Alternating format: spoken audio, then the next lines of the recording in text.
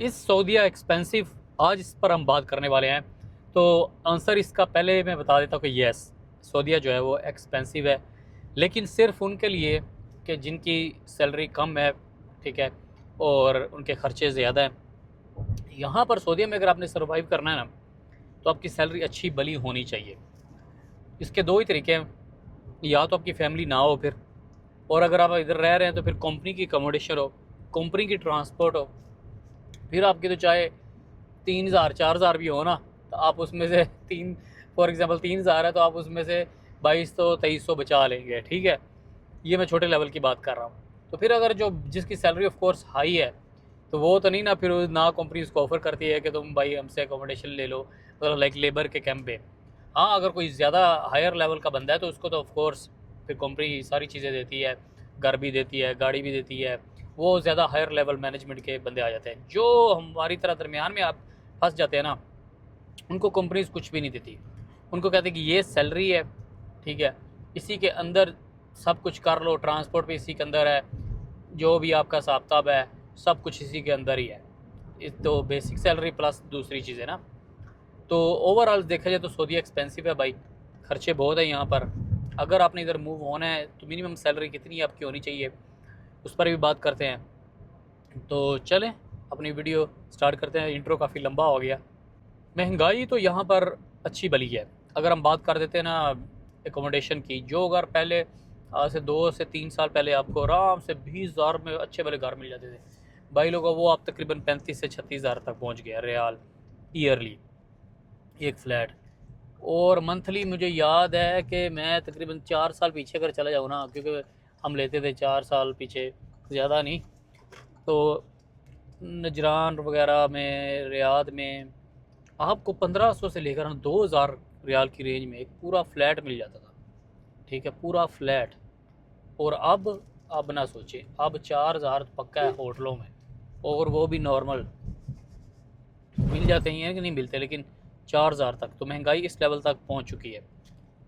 Grocery की बात करें, जो ग्रोसरी मैं तकरीबन 3 साल पहले, या हाँ 3 साल पहले करता हूँ, ज़्यादा दूर नहीं चलते, मतलब 300 रियाल, 350 रियाल के अंदर भाई अच्छी बड़ी ग्रोसरी हो जाती थी।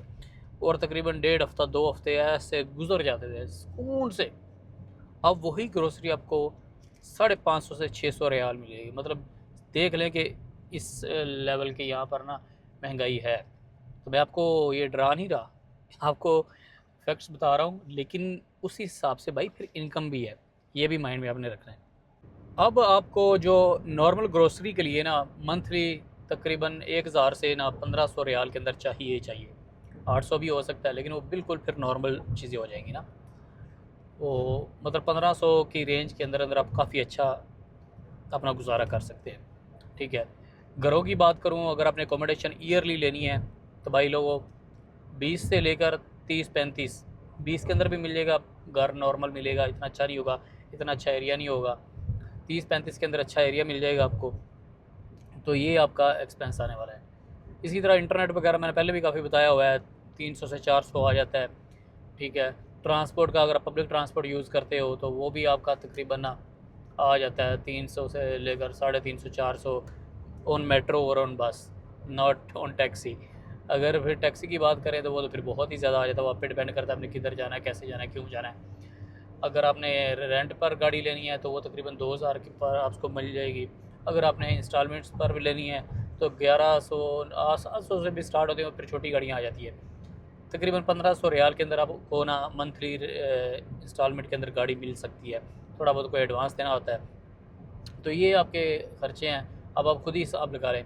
अगर आप बात करें नॉर्मल सैलरी की, जो नॉर्मल सैलरी है, इंजीनियर्स वगैरह हो गए या कोई और प्रोफेशन हो गया, ठीक है, तो वो भाई लोगों जो है ना इतनी कोई हाई नहीं है।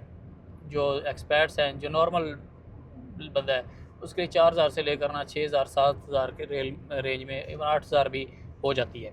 लेकिन अगर आपका लेवल अच्छा है, आप ज़रा हायर लेवल के बंदे हो, फिर तो मिनिमम भी आपकी ना 15 प्लस होनी चाहिए, ठीक है, 15 से 20 तो होनी चाहिए।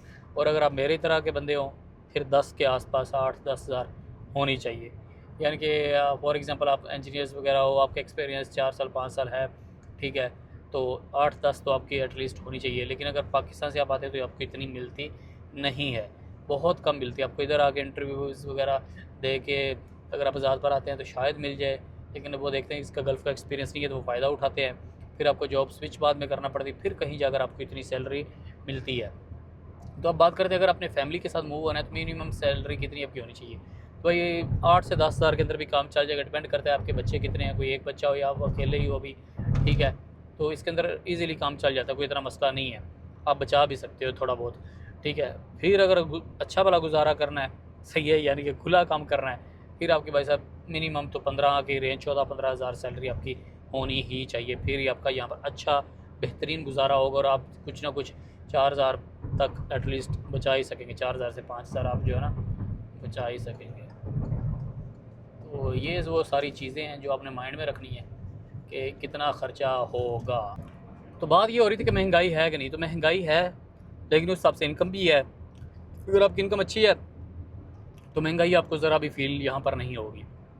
इनकम अच्छी नहीं है तो आपको 1 रियाल का पानी लेते भी यहाँ पर महंगाई फील होगी भाई लोगों।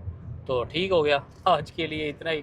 अपना ध्यान रखें, अगर आप इधर मूव होना चाहते हैं तो माइंड में रखें, आपको पता ही होगा कि आप किस लेवल के बंदे हैं, किस लेवल की आपको जॉब मिलेगी। अगर तो आप नॉर्मल हैं तो फिर आपकी सैलरी 6 से 7 हज़ार की रेंज में होनी चाहिए। अगर तो आप थोड़े हाई लेवल के बंदे हैं, 15 से 20 हज़ार, इससे ऊपर फिर जितने भी वो डायरेक्टर शायरेक्टर, वो तो फिर बहुत सारी सैलरीज़ होती है ना, वो मुझे आइडिया भी नहीं है, वो फिर काफ़ी ऊपर चला जाता काम। तो अपना ख्याल रखें, अगली वीडियो में मिलेंगे, तब तक के लिए अल्लाह हाफ़िज़।